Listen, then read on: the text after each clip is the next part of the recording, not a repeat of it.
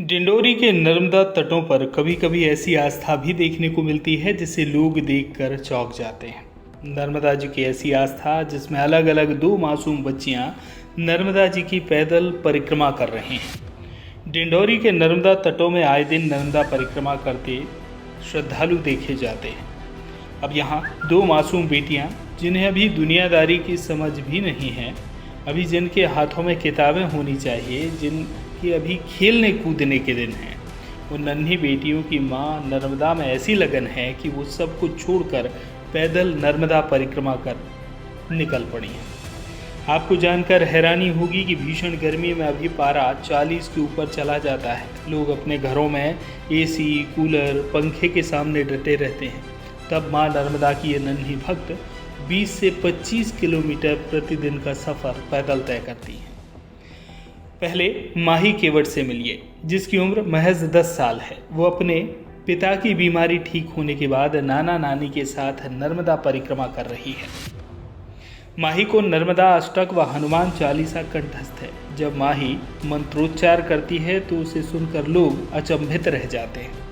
माही खरगोन जिले के नवाघाट खेड़ी गांव की रहने वाली है, जो अपने नाना नानी के साथ नर्मदा परिक्रमा कर रही है।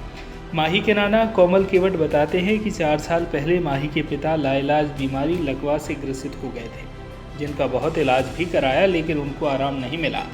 करीब 1 साल पहले माही के नाना नानी ने नर्मदा से मन्नत मांगी थी कि अगर माही के पिता की तबीयत ठीक हो जाएगी तो वे नर्मदा परिक्रमा करेंगे।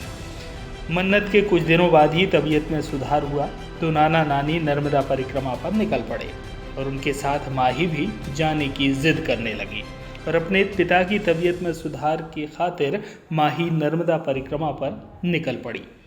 माही अब तक करीब 2000 किलोमीटर पैदल चल चुकी है। माही पढ़ लिख कर डॉक्टर बनना चाहती है। माही के नर्मदा परिक्रमा की वजह जानकर लोग भावुक नजर आते हैं। अब मिलिए 7 साल की अद्वैता से। वो भी अपने माता पिता के साथ पैदल परिक्रमा कर रही है। भीषण गर्मी के बीच दोपहर में जब लोग घरों के अंदर दुबके हुए हैं, तब वो अपने माता पिता के साथ कदम से कदम मिलाकर पैदल चल रही है। अद्वैता और उसके माता पिता ने कैमरे पर कुछ बोलने से तो इनकार किया, पर उनका कहना है हर व्यक्ति को नर्मदा परिक्रमा करना चाहिए और नर्मदा को प्रदूषण से मुक्त रखने कारगर कदम उठाने चाहिए। नाम है तुम्हारा? माही केवट। और हाँ, परिक्रमा क्यों कर रही हो अभी बताओ। मेरे पापा को लगवाया था तो नाना नानी ने मानता ली थी, तो मेरे पापा अच्छे हो गए तो आ गए, तो और मैं मेरे नाना नानी के साथ में हूँ। कितने महीने हो गए परिक्रमा करते? 6 महीने। हाँ, ये 6ठा महीना चल रहा है। पढ़ती हो आप? हाँ। कौन सी कक्षा में पढ़ती हो? 5th। एक दिन में कितना चल लेती हो आप? 20 या 25। हम 20-25 किलोमीटर चलते हैं। जहाँ नाना नानी बोलते हैं हम वहाँ पे रुक जाते हैं। थकान नहीं होती आपको? नहीं, थकान नहीं होती। नर्मदा मैया की कृपा से कुछ भी नहीं होता। ऐसे पैदल नंगे पैर चलती रहती हो? हाँ, नहीं, कपड़े के जूते पहने हुए हैं। हाँ, कि पाँव जलते हैं, धूप बहुत है, इसलिए हमने जूते पहने।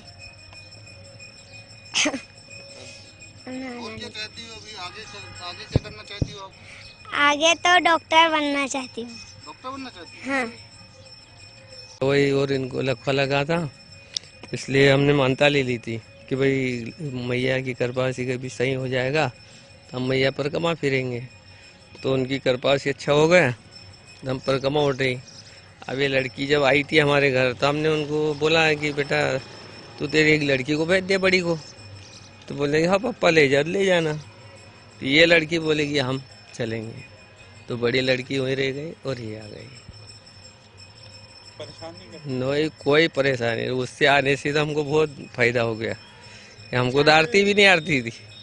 हमको के बढ़े लिखे थोड़ी हो, वो लड़की है ना तो आरती पूरी गा लेती है, कोई टेंशन नहीं रहा।